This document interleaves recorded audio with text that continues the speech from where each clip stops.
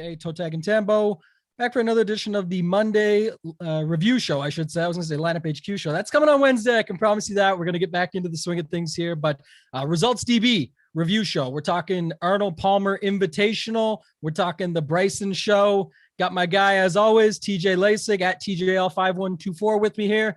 TJ, what's going on, my man? How was your weekend?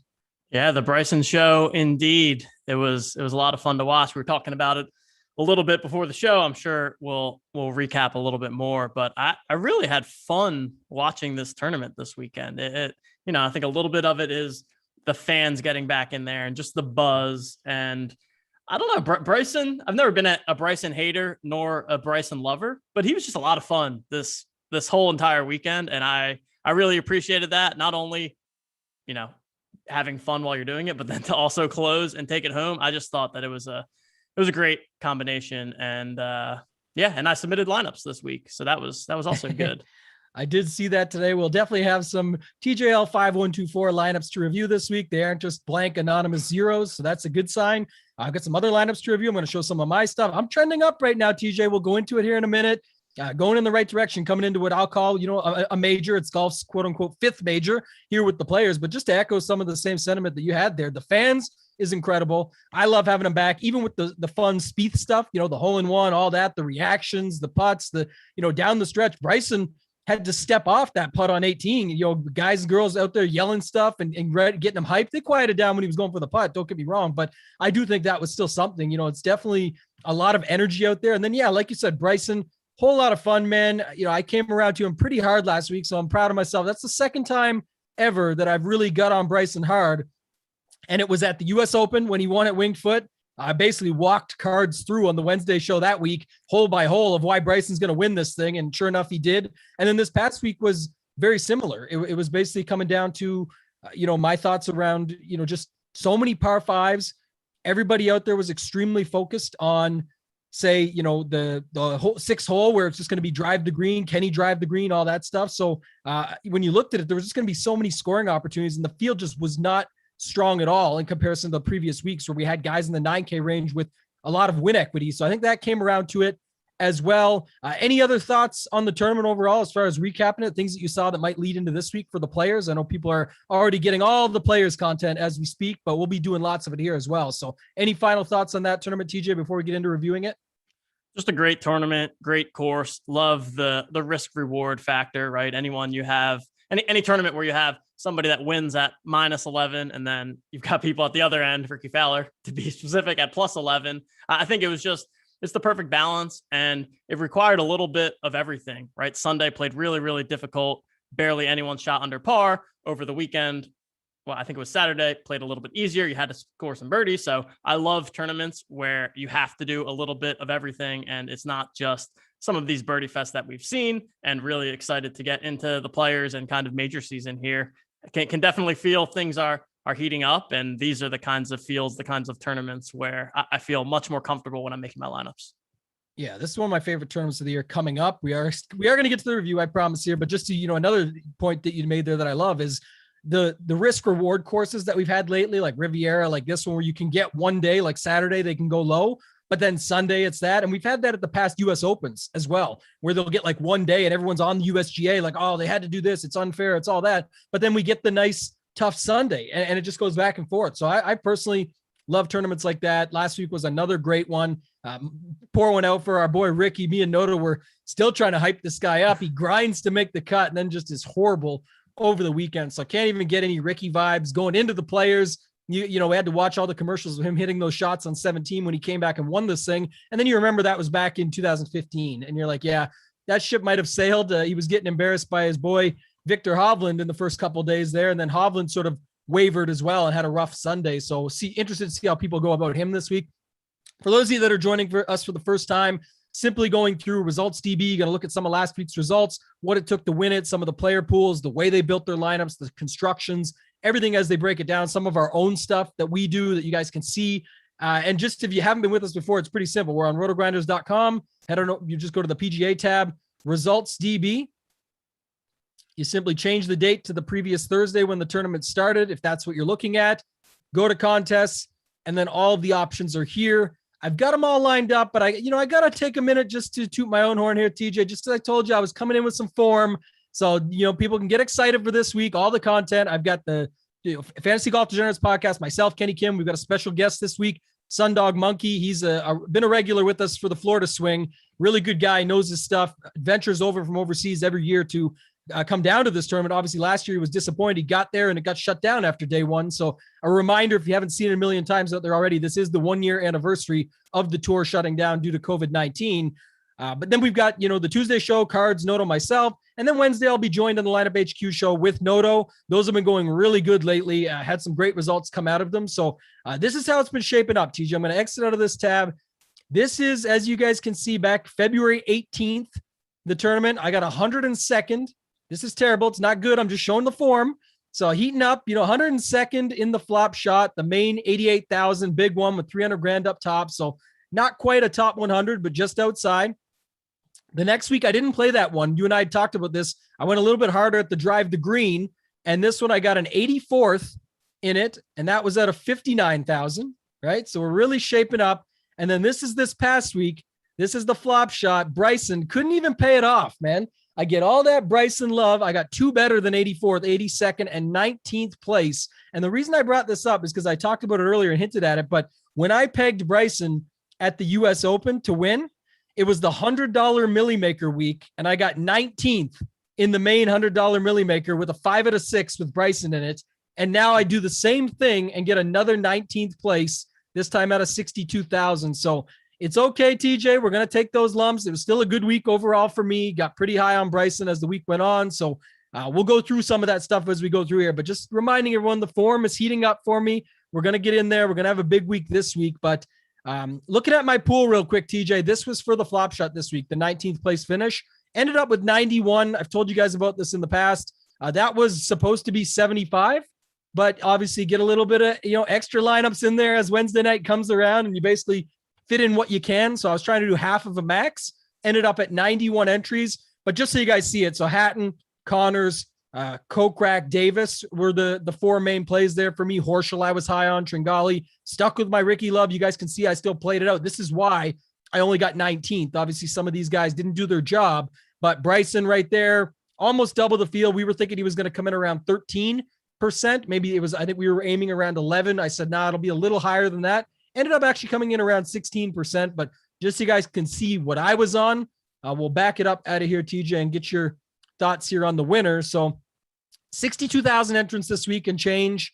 This was the $15 800K guaranteed prize pool flop shot over on DraftKings. Our guy, Daddy 34, was back in the mix. We looked at him last week, but the winner, Pluto's FO4, had Rory McIlroy with Bryson, the double 11K, Grillo, Connors, Willett, and Werenski for a max of 50K and a total of 510.5. What do you think of the lineup, TJ?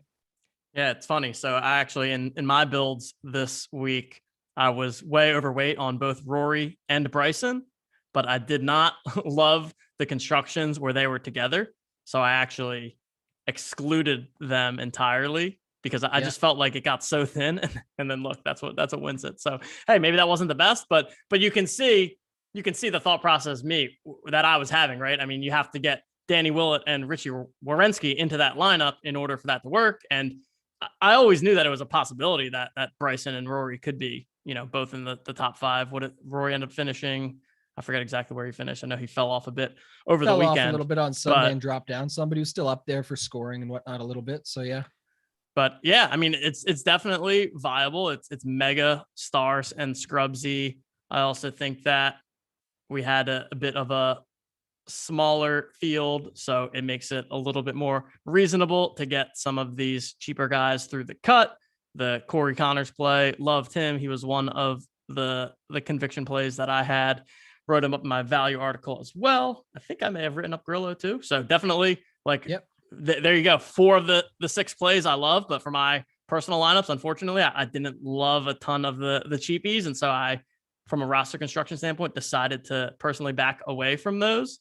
But there we go. Can see that the results worked out, and we're able to get enough out of Willett and Werenski, and nothing even crazy from the two of them, but just getting through the cut, putting a decent finish, and a nice lineup for Pluto's foe. Pluto's faux, man. That's Pluto's what we foe. got here. Pluto's So foe. I like but, that. I like that name.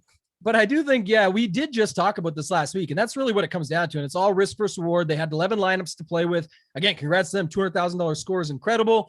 It could work. One thing I will say, I think was, just another learning point for me last week. And I did it. I was way overweight. I had almost 40% Corey Connors, as you guys just saw. But that to me was like a free square. It's not always going to work out. I'm saying free square as in I'll take that with my conviction and just plug it in. Like I wrote him up. I know you had him tagged. He was one of my main guys as far as value is concerned. I put him for both the most likely to make the cut and the most likely to be optimal. I put him actually as my most optimal play, and that's supposed to include everything. Like when we write up our expert survey of price, and normally we're putting like a Rory McIlroy or a Hatton or someone in there, but I said I would just went off the board and said there's just no way it's not Connors, because if we really are taking all things into consideration, $7,300 was a joke, and I look like a hero now because he put up 99.5, but I thought it was crazy. $7,300 for what he'd been doing and for the field strength, which wasn't really there. It just seemed to me like a free square where, again, nothing is in any sport, especially golf, but I'll go down with that was my whole point. And that's why, I had like 40% of them, because for a value play, he was by far my number one. So this kind of makes some sense. And I like what they did here with Rory Bryson, obviously, just crushing those par fives, likely to be in the mix. Corey Connors being one of the best plays of the week, in my opinion. And now you just had to find three others to click in around that and take your chances. And Daddy 34 did it as well. Bezudenhout, Gim, the Werenski love is interesting. I mean, that's both them were on Werenski, so that's awesome. But again, it's some of the recent form, some of the stuff that he had coming in makes some sense now. But obviously, that's like I said, when it makes more sense to me on 150 than for me to take that risk on 11. But we don't know, right? That's just to each their own. That's why we talk about this stuff every week when we go through it. I like Suburban Daddy's lineup.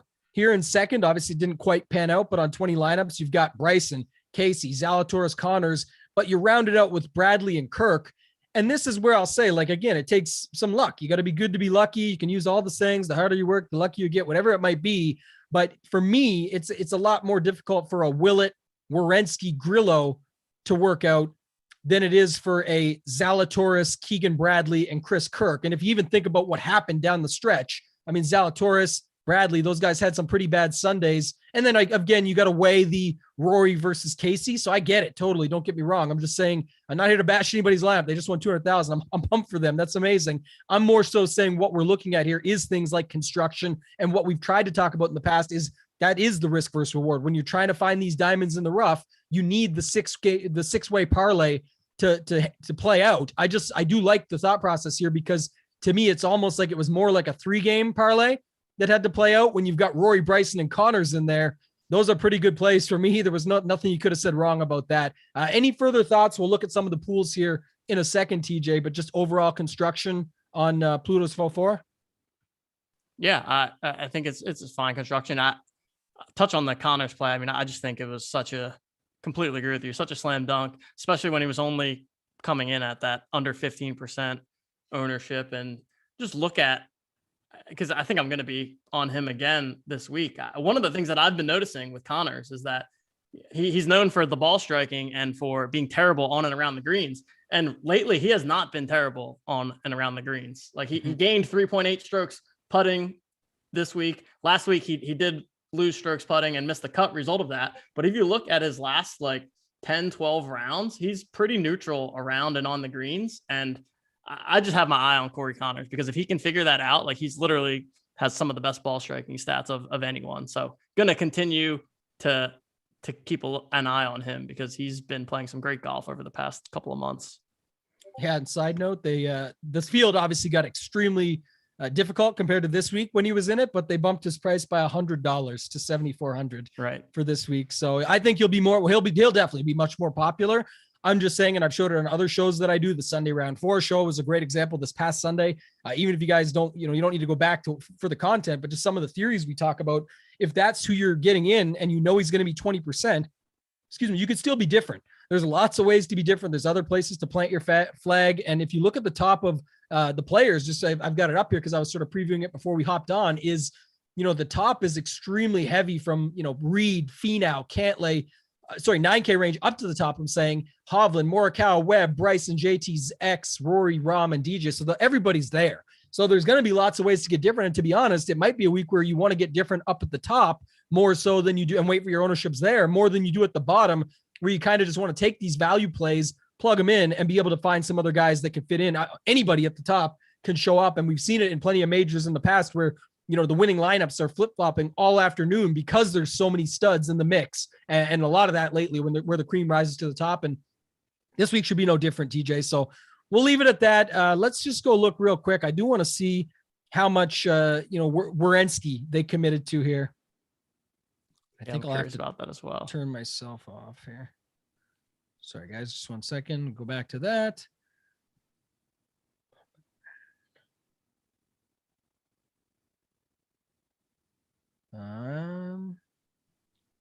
Do I got the right player pool? I do. Okay. Pluto's 4-4. They got so heavy on Rory, a little less on Bryson. There's Richie. 9%. It's a pretty strong stance on one lineup, right? Yeah. One out of 11. That's true. Yeah. If you had 11 so that there you go. That's what I mean. So I was thinking he had 150. Yeah. And again, don't take this the wrong way, guys. This is exactly what we were looking for. This is why we're doing this and why we want to go after it. This is amazing. This is what everybody's hoping for, but it just goes to show, like, it literally was the perfect lineup, the perfect scenario, and it worked out. That's why it's tougher when everyone starts going to these lineups every week thinking, well, if last week the person did it with Willett and Werenski, let me just make that build and it'll happen. You need that diamond in the rough to come through, and then you need it to be there in your pool. And in this case, it was in one lineup of the 11. So it's the way it works. It can happen, definitely why we go through these things on Monday and what we're looking for. Everyone thinks, obviously, it's easy to review the winning lineup, but this is the kind of things we're trying to show you and trying to point out. I want to go to Daddy 34 just because back-to-back weeks, more than that, actually, for Daddy 34. I saw his post there on Twitter. He's been trying his thing and the reverse jinx on himself. Actually, it was funny to see his tweet was out there. He said on Saturday night, I'm the best 54-hole DFS player there is when it comes to PGA DFS.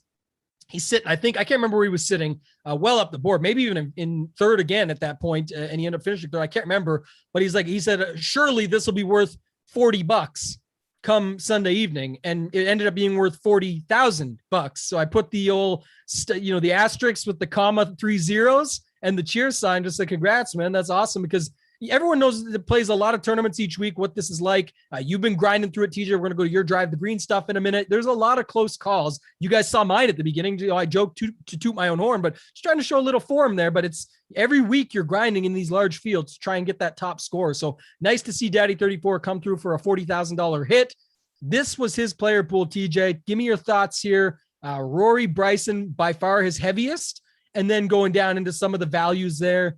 Where did he have Corey Connors at, I wonder? Underweight on old Coco down at the bottom there. But yeah, talk to me about this player pool, what you see. And again, congrats to Daddy 34. Nice 40K hit going into Players Week. That's a little bit of a bankroll boost that you can get to work again this week in a Millionaire Maker if you like. Yeah, I love it. I love going way overweight on Rory and Bryson. I think that was a sharp move this week. I'm curious if he had any kind of rules set up against them in terms of how often to include them in a lineup together or not. I know like I said, for me, that was a key decision that I made. And I didn't hate every lineup with them. And if I'm being honest, I took a little bit of a lazy approach by just excluding them entirely. Like, I think ideally I should have had, 10% of my lineups where I put them together and kind of manually put together those lineups. I just didn't want to end up with 50 lineups that had Rory, Bryson, and a bunch of scrubs in it. So like that approach here. And then, from there, he went obviously way overweight on those two, and then took 2 other plays to go substantially overweight on with the steal play. Billy Horschel, which you see the Horschel one clearly did not work out, but he was still able to get to the top of leaderboards. And then seeing a lot of leverage, which is typically what we tend to see on the winning lineups, or the people with the winning lineups. When we look at their player pools, we always see all the leverage, and that's always the biggest takeaway in my view. Yeah, I couldn't agree more.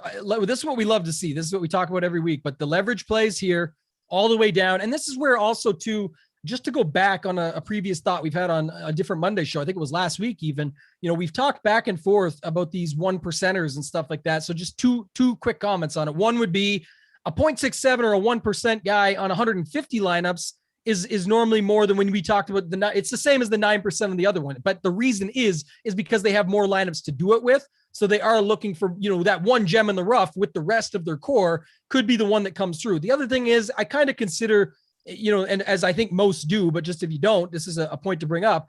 This is his core, right? To me, on 150 lineups, you don't just need 4 core guys. You could say that, but I'm just, there's tertiary, there's secondary, whatever you want to call it. But I'm just saying the leverage is the core. You're going to get a nice mixture of all of these guys because 20% of Brendan Todd still means he's on over 30 lineups here at 22%. So he's in a lot of lineups. Even someone who wants to put 20 like Suburban Daddy into this tournament cannot get 30 Brendan Todd lineups, even if you went 100%, because he's only got 20 lineups, math. But I'm just saying, this is why the 0.1% or whatever you want to call it, the 1%, the 2% plays aren't as terrible to me on 150, because there is a way for them to then fit in with this mixture that they'll already have these guys cored up together enough that then you won't see that. And then very lastly, I would just say this too, TJ, I don't want to go through one by one with his, but maybe because we're going to segue into your 150 max. And even when I do 150, I've talked about this a lot on the Wednesday lineup HQ show, is just call these guys 50%, Rory and Bryson. They're both 50%. I could easily see a scenario here where you did 50 Rory lineups, 50 Bryson lineups, where you're separating them. And then you're doing another 25 where they're on the same together. Yep. Right. And then you still have 25 lineups to play. You're mixing it up that way, because you got 50 that start with Rory, 50 that start with Bryson. There's your 100 lineups. You got 25 with them both together. That makes 75 apiece. And then the other ones you're without. The 25% or the other 25 lineups, you can just do whatever you want with, whether it's balance builds. It could be a wave stacking, whatever. This is why, even if you can only do it in a $1 or a $4, whatever it might be, whatever $3, whatever they put on for the week, if you want to try out 150, there's so many ways to go about it. But these are just, thoughts I have. Did you ever think about that? We're going to go to your pool in a second, but with Rory and Bryson for this week, I know you said you separated them, I'm guessing via a group where you said at most one and then chose your percentages.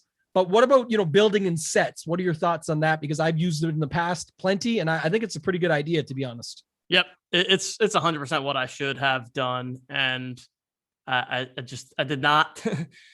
It's more of a, I was basically balancing the level of effort to go into that detail. And I think that's the next step, right? Is that I feel like I'm putting out a lot of really solid lineups and like a profitable expectation on my 150, but I think that I could be doing more and putting in more effort in order to really maximize those. And I think that this would have been the perfect week to set up some sets like that. And I like the exact way that you broke it down there. I think it would have made a ton of sense. Unfortunately, did not do it that way. But I also am curious, right? On like, I do feel like when you're paying for 2 guys above 11K, it is tough for that to hit, because they both right? You're paying 11K plus for somebody because you think that they're going to win, and 2 guys can't win. Like, yeah, they could get first and second, but I don't know. Part of me doesn't hate that I completely excluded them, because I just feel like the outcome where they're both in the winning lineup is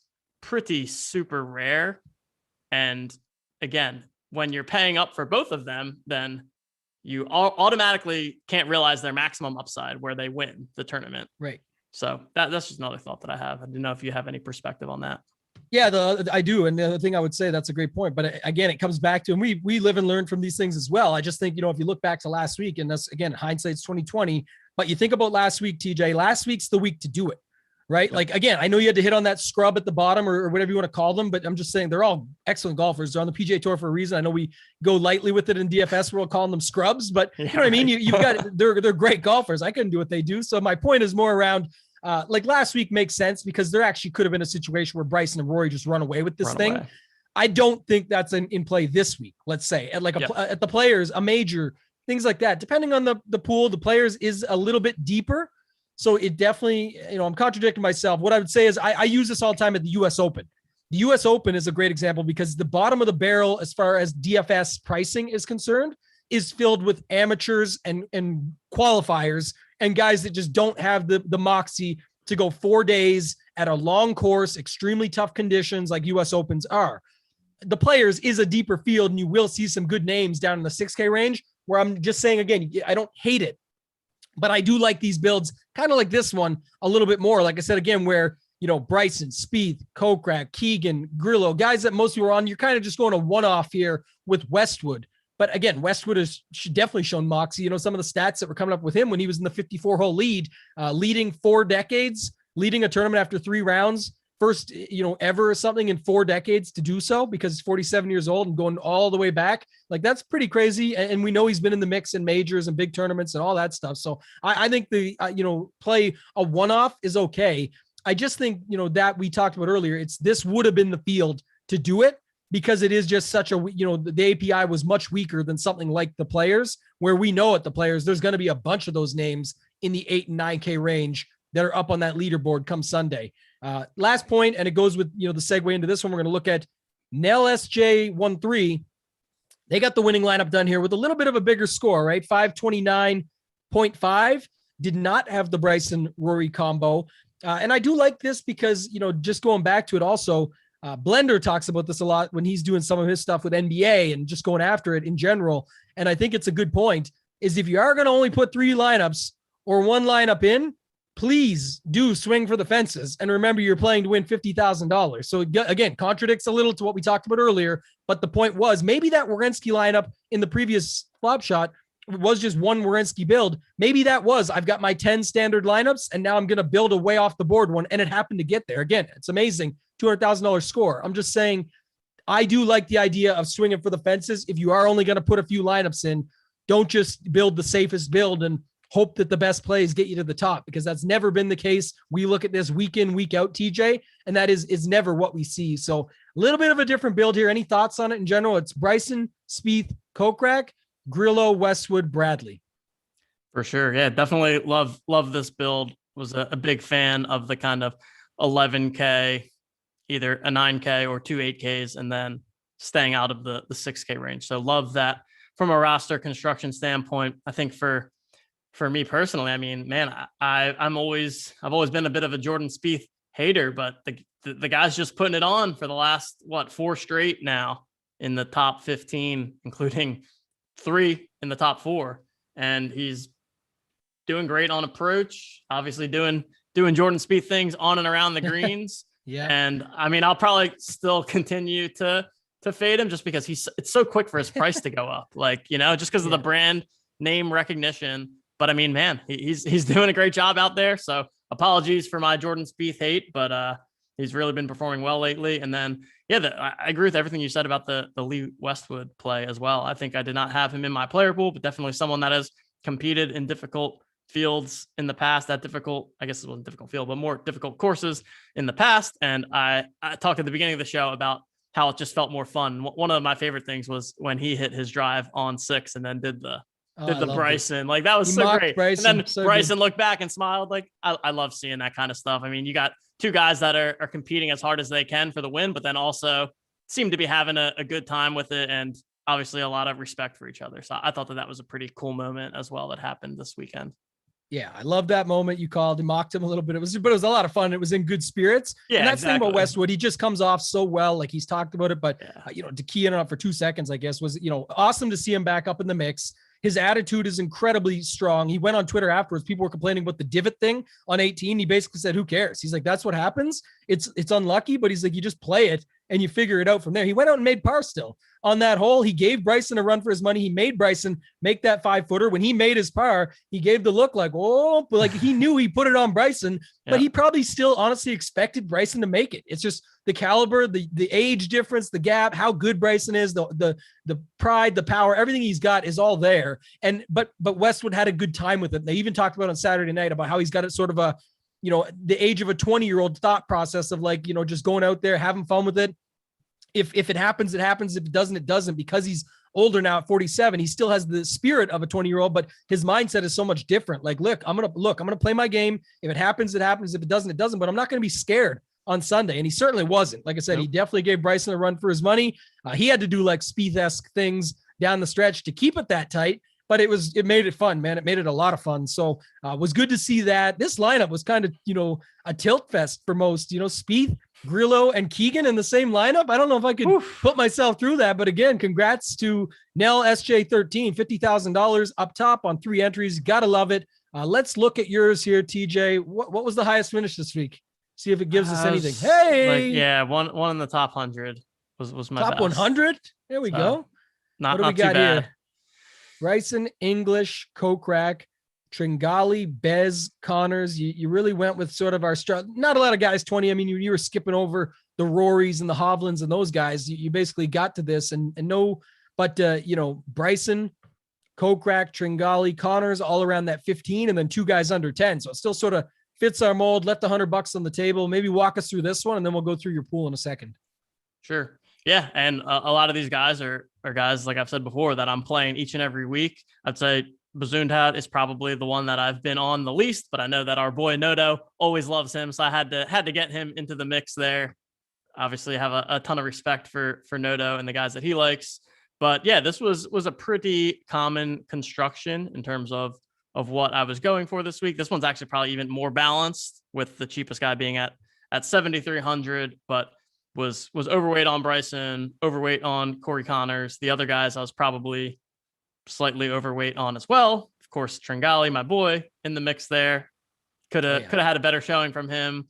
But Harris English, I thought, another guy that has been struggling a bit lately, but over the last year felt like the form that he has there was someone to go to and someone that I wanted to keep pressing on. But yeah, I mean, I feel like nothing too crazy fancy with this lineup, just 6 pretty solid golfers and what I feel like is a decent construction, and just didn't quite have I needed a third person here, right? 60 and 275s isn't going to cut it. Needed one of them to be in that 90, 100 point range to really make a shot at winning. Yeah, and guys that had upside too. I don't think there's anything wrong with that. It's just that's just the way it played out. Yeah. Obviously, results oriented at this point, but I liked it because no 10s, no 9s, no 6s. Right. And we've talked about this plenty, but when you just avoid these ranges altogether, you can often get yourself in quite a bit of, quite a different construction alone. That again doesn't mean it's always going to get there, but it is something that we will typically see.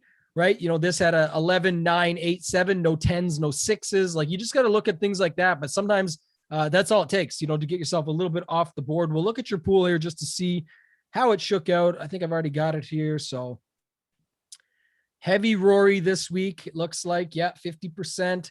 You were very similar actually to what we looked at previously with Daddy 34, where the two highest owned guys were those two. You mixed in Hatton. I think these three here were just bang on. Zalatoris, Connors, Lanto, just three guys that, seemed completely underpriced for what they are. That'll be another conversation coming into the players this week, but walk us through here. Just, again, a lot of leverage. It looks very similar to what we've looked at in these winning lineup combinations, but what are your thoughts here just as you were going through your pool?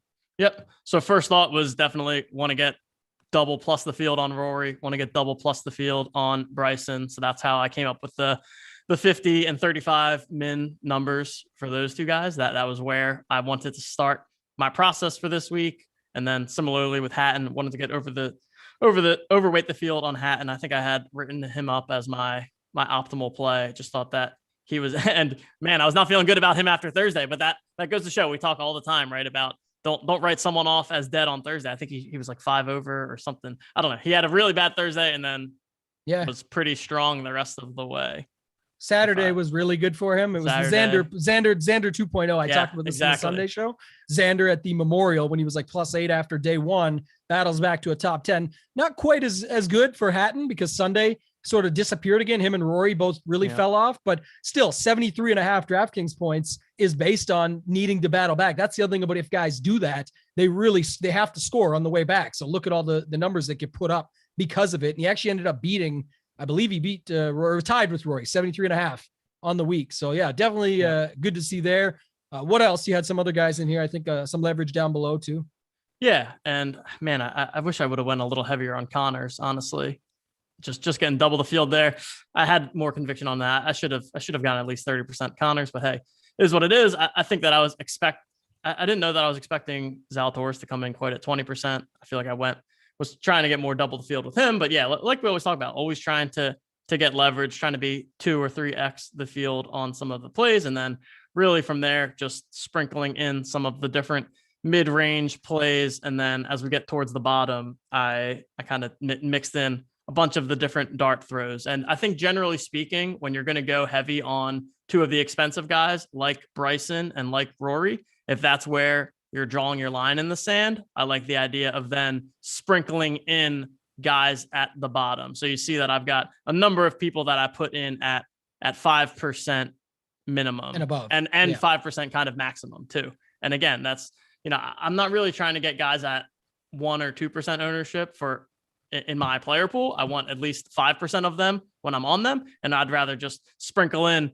10 to 15 guys at that 5% number rather than trying to blindly, pick half of them when I don't have a ton of conviction. And then on the opposite side of that, when I have conviction on someone like a Corey Connors that I feel very strongly about, then I'll go way overweight on those guys. So that's kind of my general thought process. When you're drawing that line in the sand up top, I think it's pretty wise to differentiate some of the picks at the bottom end that are complete coin flips against each other. Yeah, and it sounds like you have a little bit of, not buyer's remorse, but I guess, you wish you could have had a little more Connors in there because clearly you had conviction as, your like biggest value play. Like it's surprising I didn't go like 40%. Like I do that. I don't know. It's now I'm looking at it, I'm like, man, how is it not Rory, Bryson, Connors all at that? Rory, Connors, 40%. Bryson, and then, you got Connors at 40 and then go down from there. So I think that's something to look back at. And that's why we do it again, to find these things. And, that's not even results. Already we both talked about it. I know you wrote him up as well. He was in your conviction plays quite high there. So it's more of a, could I have done something better? And not because of just the result, because of also just thinking back to it now. The other thing, we talked about earlier and you said like you could have done some of this, but you did have 150 going back to set building. You had 75 Rory lineups. You could have had 25 with him and Bryson. Yep. And with Bryson's 50 lineups, you still would have got 25 Bryson onlys, but then 25 of that 35%, which is 50 lineups, give or take, just over, would have went into those Rory. So you would have 50 Rory only, 25 Bryson only, and then 25 with them both together. I mean, you could have split it down and said 20 of them together and then gave 5 more to Bryson and 5 more to Rory and still had bigger numbers on them. But it's just, again, something to look back on and see. The reason I don't hate though what you did here, in general, just because you did have another 10K golfer in the mix in Tyrrell Hatton. So obviously you were mixing and matching some of those. I'm certain, you must have had a little bit there of those guys mixed in together. So definitely nothing wrong with that, man. I think that's a good overview there. Gonna go just quickly to the single entry. We didn't spend a lot of time on it last week. Got another, 5-10 minutes here we'll spend on it, but lots of Rotogrinders members. Jay Burner, Rotomania, Trent, AJK, Crash Landing, who I know took down I believe it was a big 3180. I can't remember exactly which one it was, but just some nice lineups here to see. And this was the winner. Obviously, it doesn't take as much, but we've talked about this in the past. This is the 200K driver, which is a $200 entry, not for everybody's bankroll, but maybe instead of trying some of the MME stuff we just touched on, you want to just take a shot and you think you're better at building, 1 to 3 lineups and being able to pick the winner.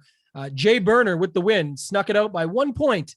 So tough when it's 50-20 for Rotomania, but still nice lineup, 20K take home there.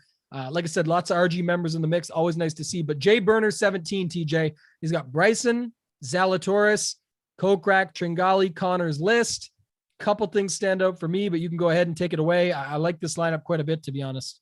Oh, I love this lineup. My first thought is, man, how did I not end up with this somehow? I love all 6 of these guys, not just this past week, but pretty much every week.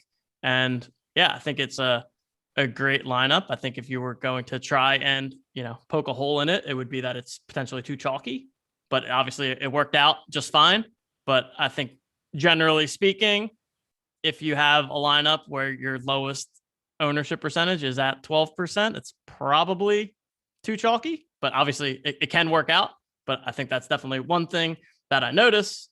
But at the same time, I would not have expected Luke List to be 12%. So you never know what the ownership is going to be when you flip it over, obviously. So I'm not saying that he built too chalky of a lineup, but it's a great, and the same breakdown, skipping the 9K and the 10K range, getting 2 8K guys, and then also skipping the 6K range and getting in some of the guys that I think were the clear strongest value plays. Obviously, Tringali, Connors.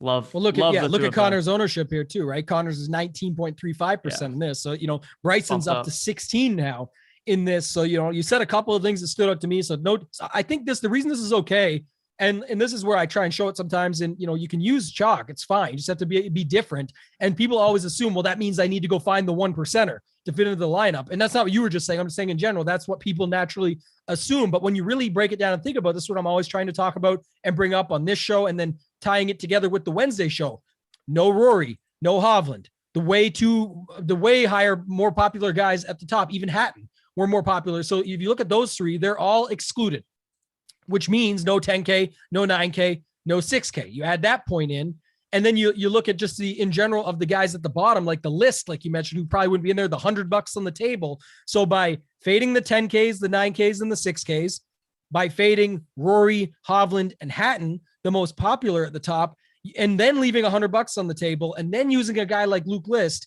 you're already getting a little bit different, right, than what the general strategy is out there. So sometimes that's all you need to do to be different in this. Anybody who plays NBA DFS can tell you where it's, the easiest as far as projected sport goes. Doesn't mean it's the easiest to do well, and don't get me wrong here, but I'm saying that's where sometimes it's as simple as if everyone's on Kawhi and Lillard, you can be on LeBron and Donovan Mitchell or whatever it might end up being. And you're using the same salary, you're using two studs, but you're just going underweight on that. You're still using all those chalk value plays that are 70% owned in NBA half the time and going from there, but you're just switching it up a little bit. Here they're not using the plays of the diamond in the rough they're looking for to switch their lineup construction up.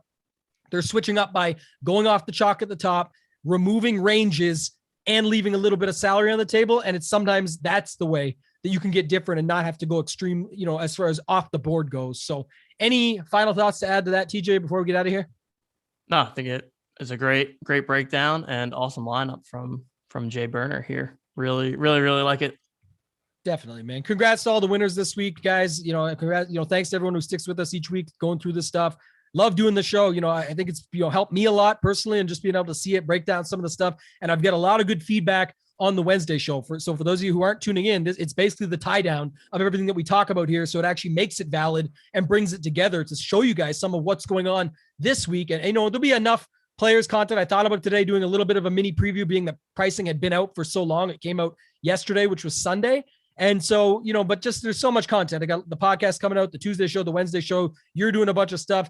Maybe that's a good segue to take us out of here, and then I'll bring it out, complete it, TJ. But tell us what you got going on this week as far as content, where the people can find you, and anything else you want to let them know. Yep. Yeah. So I have the same content schedule as always. I'll be coming out with the value plays article sometime tomorrow, usually later in the afternoon, later in the evening. I think, also one of the things that I'm going to want to talk to you about, Tambo, for the first time ever, man, this Millionaire Makers really is staring me in the face. Now that I'm an MME expert, like, is that dumb of me to just say, you know what? I'm thinking about firing it, which I've never MME'd a Millie Maker just because I hate the payout structures, but I'm debating it. Yeah, it's definitely not the best from a bankroll management structure or standpoint, I should say. The structure is obviously tough, was I was trying to get at there. The standpoint was the word I was looking for, but yeah, it's not the best from that. But I can tell you, it's a lot of fun. It can just be extremely frustrating. And remember, just like every week, especially at the Players, hole 17 being in the mix, that the tournament's not over until there's, one hole left, basically, especially at a tournament like the Players. So, don't be sweating anything too crazy in the beginning, and you'll have to wait till the very end to see how it shakes out. I probably go 75 in that. I'm still debating, seeing what I can do for the mega, the 7125, whether I want to fire that or not. It's only 300 people, same structure, but at least you're playing a field that's much smaller. So we'll debate it as the week goes on, see what I do there. Did you mention your Twitter and everything else that's going on? Sorry, I derailed. I was just looking at the app and I was like, I meant to ask Tambo about this. You can follow me on Twitter at TJL5124DFS, and look out for the Value Plays article and all of the other good content coming out this week. I'll be watching your Tuesday and Wednesday shows as I always do. I appreciate it, man. Always fun being on here with you. It's going to be myself and Noto for the special guest this week for the Wednesday show. So obviously I got tomorrow night with Noto and Cards, as I mentioned. Monday night, I'm doing tonight I'm doing the podcast with Kenny and special guest Sundog Monkey from Twitter. Wednesday is going to be myself and Noto. And I love all my RG guys. I love being on with TJ, Cards, you name it. Everybody's great. But I can tell you guys, the best Wednesday nights and the best weeks I've had off of a Wednesday night shows have been my Noto shows. So I would definitely recommend, tuning in this week. It's going to be a lot of fun. You guys know where to find me on Twitter at ToeTagginTambo. Other than that, guys, thank you and good luck.